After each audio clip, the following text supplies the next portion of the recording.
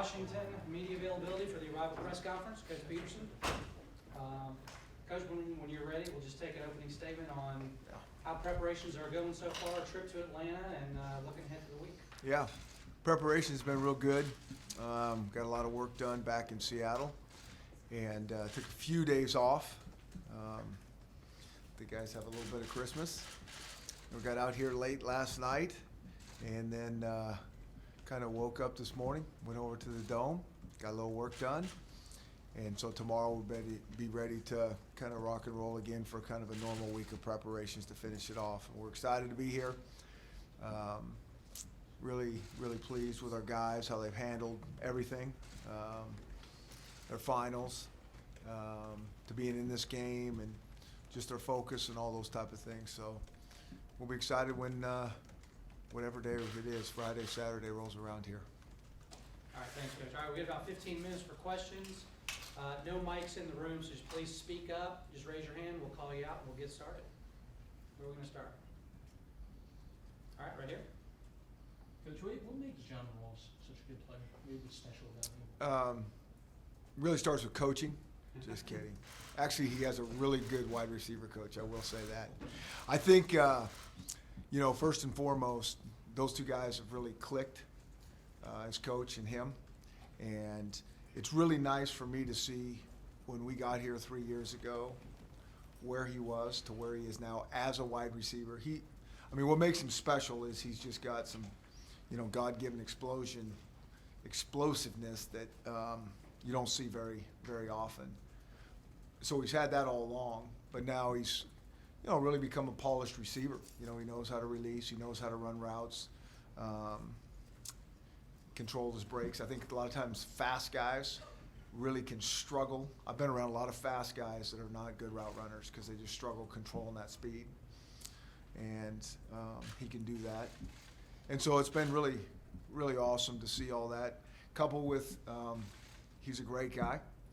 I think that matters. He really wants to be coached, and he wants to be good. And I think all those things you've seen his evolution as a receiver. All right, over on the far right, Coach. Coach, now that you're here, how do you and your staff handle the balance with your players of this being a bowl game and a bit of a reward, but also a business trip with so much on the line? Yeah, it's kind of how we talk to them anyways. Even when we travel just as a normal away game, like we always want them to enjoy and appreciate the moment. We want them to appreciate the different venues, the different hostile environments that we go into. We really do. That's part of this whole thing, this college football, the pageantry. There's nothing like it. Pro football is not like it. It's just different. And certainly when you come here for a week and you get all these cool events, we want them to appreciate that as well.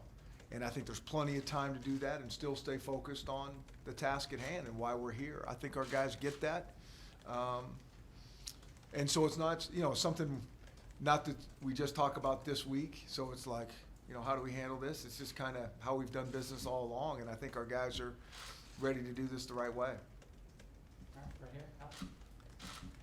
Where have you seen Jake take that next step in his developing that second year? Was there a moment this year that you're like, okay, he's got it, he's on that path? Yeah. We've kind of felt for a long time that he's, had the it factor in terms of he can feel the game pretty good. And so then it's just, to me, a matter of building consistency. That's really with every position. You see certain guys flash, and why are some players good players and some players great players and some average? To me, it has to do with consistency. And so it's about building consistency at that quarterback position, and it comes with knowing your system and more reps.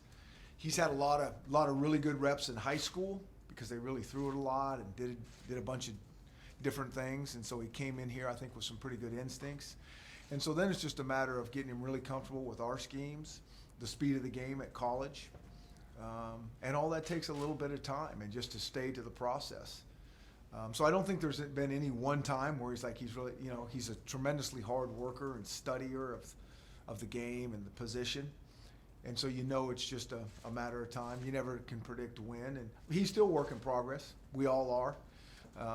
And I think that's you know, the good thing, probably one of the best things about him is you still feel he's really hungry to try to master this position if that's possible. John? Chris, you had a senior class at Boise that won 50 games. Alabama's done it Yeah. a couple of years in a row. Can you put into context how tough that is? Yeah. Oh yeah, it's you know, it's amazing what Alabama's doing. You know, the level that they compete at, and you know, it's a combination of they have really good players. I thought we had really good players way back when, and then they're coached well. You know, it's that combination, and that's what makes them really good. And then you get the ball rolling, and you know they can lose guys early, and you know the next crew is ready to take over and carry the baton, and it's an impressive, you know, cycle that he has going over there. Okay, right here in the middle. Chris, you have such an even-keeled personality, you don't get too high or too low. How will that help your team this week as they get ready to get on the biggest stage they've ever been on? Yeah. You know, it's just, I mean, at the end of the day, it's just, I mean, really is another game. I mean, every game is really, really important to these guys. We kind of talked about this going through the season. There'd be a certain team that we play that, you know, this is going to be a big game, the biggest one of the season. And we would just kind of chuckle and say, you know, it doesn't matter who we play. That next game is always the most important game. And we'd get asked the questions, do you feel like a different, you know, urgency and focus, you know, this week than you did a week or two? And we'd say no. You know, I think that's been one of the beauties of this team. I mean, they just been very focused all season long and really, really go to work, and they don't change a whole lot in terms of that. And so I think one of the things of playing good football is going to be for those guys not to get, you know, too excited. You know, it's that balance, that energy level, you know. I worry more always about practice of getting that energy level up so it feels closer to the game than, you know, the games. And so those two things match each other. Dan? Chris, I'm curious, do you guys have the amount of takeaways in practice, you know, proportional to what you guys do in the game? And does that scare you sometimes when you see that in practice, if you guys are turning it over offensively against? Well, spring ball is miserable for me, you know, as the head coach. I mean, I'm mad at somebody all the time. You know, you can't win. I mean, it's like the defense just got 6 turnovers and you're like completely devastated that the offense just turned it over. Or, you know, the offense had a great day of ball security and it's like, what is wrong with our defense? We're not going to. And so spring ball and, you know, fall camp is where you really feel those things. And our coaches have done a great job of emphasizing. You know, if I had the secret, I wouldn't tell a soul. You know, everybody's trying to figure that out. I really don't know what it is. The kids have done a great job with it.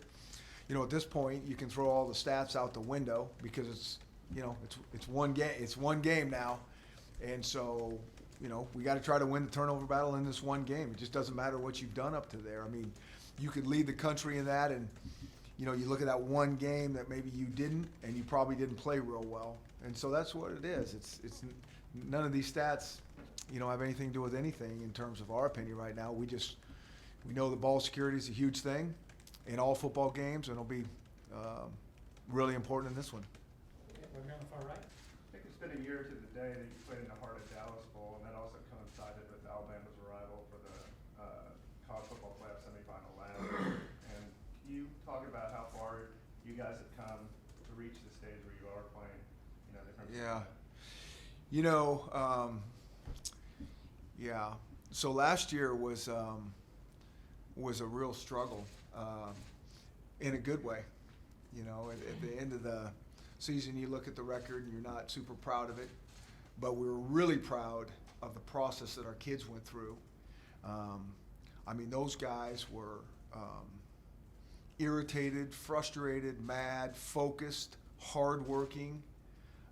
As any team that we've been around, we played some really good teams, and we weren't quite there in terms of getting over the hump to win some of those close games. We lost, you know, a handful of close games, but they never stopped working. They never pointed fingers. They never,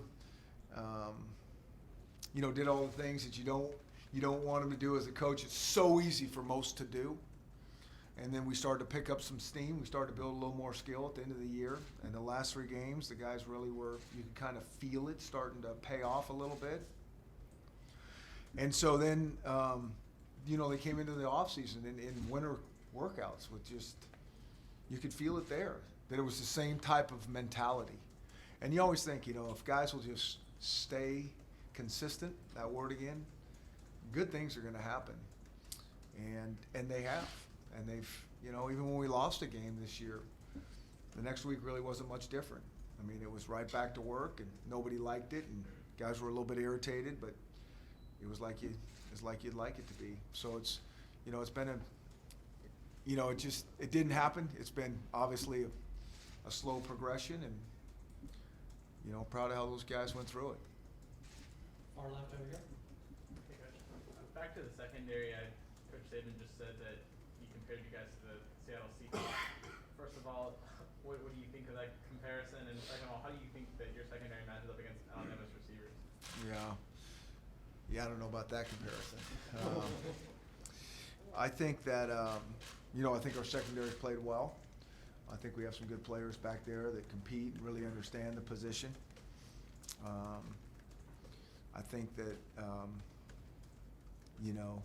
our whole defense will be tested like, we haven't been tested yet because of the balance that Alabama brings to the table in terms of, the run game and all the smoke and, shifts and motions, sweeps, every type of motion you can imagine, and, ball outside and then try to pound you up the middle and then play action pass. So everybody's going to have to be on point and very disciplined with their job. And, the game always comes down to one-on-one matchups, and guys are going to have to win one-on-one battles. Right here. Chris, with John Ross, what kind of stuff did you tell him last year after he had his injury and had to deal with, obviously, the recovery process? And do you think he's even faster and more explosive now than he was pre-injury? Yeah, it's hard to know if he's more. I mean, he's always been, he's always been really different than a lot of guys. So I don't know if he's more. I didn't say a whole lot to him in terms. Those ACLs, those are hard injuries because they just take so long, and especially you get one in spring football and there goes your season, you're going to have to sit. And so that is painful. I don't know if there's anything harder to go through because it's just so much time. Now, the good thing is the kids will come back as good, if not better than new in terms of how they, how the surgeries go, the strength and conditioning to build off it. They'll come back. They'll come back great. But it's just a long, hard process to stay mentally strong. And I will say this, it took him about a week to kind of get his bearings back. And I was amazed. I kept watching thinking, I don't know if this is going to last, this mentality. He just seemed too it. I don't know if that peace is the right word or not, because he was working hard. He just had a great mentality. He was optimistic and positive and was not in the tank very long at all. And that just really continued all through summer, and every time we see him and talk to him, it was really, really impressive. It's a great thing for other guys to learn from, that, hey, there's always bumps in the roads, but it's all about your mentality, and you can come back, better than you were before. All right, time for a couple more. Let's get right here in the middle. I'm curious, probably 5 years ago, you were talking about the challenges facing Alabama with offense. Shifts and motions probably wouldn't have come up at all. Is that a credit to kind of the impact that Lane Kiffin's had? Because they've really changed, made a lot of changes. Well, yeah, I think, Coach Saban probably has a pretty strong vision for what he wants that offense to look like, and then says, go make it happen. And so it's similar to what we've seen in the past, in the West. And, they put their own unique style on it, and play to their strengths, in terms of what the quarterbacks can do. It always starts with the quarterback, and kind of go from there. Okay, right here. Kind of on that line, somewhat of a two-part question.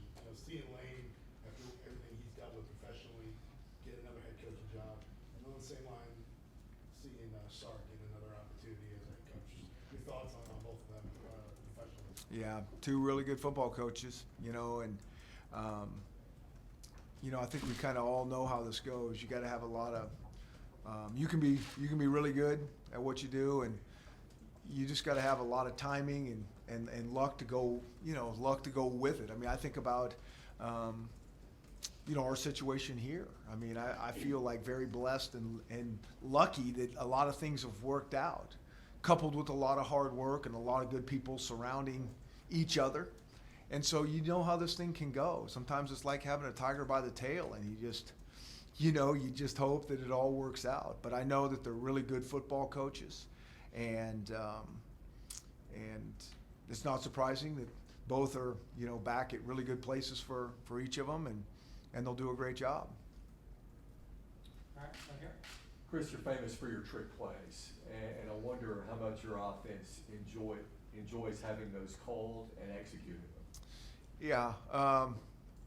Well, anytime somebody gets to throw the ball into the quarterback, everybody's excited.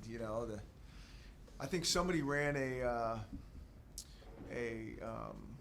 think it was a reverse to a tackle this fall. I think it was Pittsburgh might have done it. And I'm not kidding you. I hadn't seen that. And within 30 seconds, I had 5 text messages, and you know who they were from. Every one of the O-line going, do you think we'll get that one? And so guys, they like to have fun, and they like to do something different. And, and sometimes you can create some momentum and explosives and those type of things. And, and so everybody talks about us doing trick plays, and we'll work against them, and we might not do any. We might do a bunch. Who knows? All right, got time for one more. Where are we going, guys? Anybody else? All right, right here. Chris, we just in watching Alabama, what have you seen from them on tape that's maybe surprised you about them that maybe you weren't expecting? Well, you hear about somebody, how good they are, and but you don't. I mean, you see them on TV, and it's completely different than when you study somebody and you're trying to, figure out what gives you the best chance for success, and then you have really huge respect for what they're doing once you study somebody. And there's a lot of people out there that kind of watch them and see their record and know they're good and say things. But I think when you study them as a coach, you have more appreciation for what they got going, because they got a heck of a squad. I mean, all 3 phases and people they put on the field are impressive. All right, that'll do it. Thank you, Coach. Okay, thank you guys.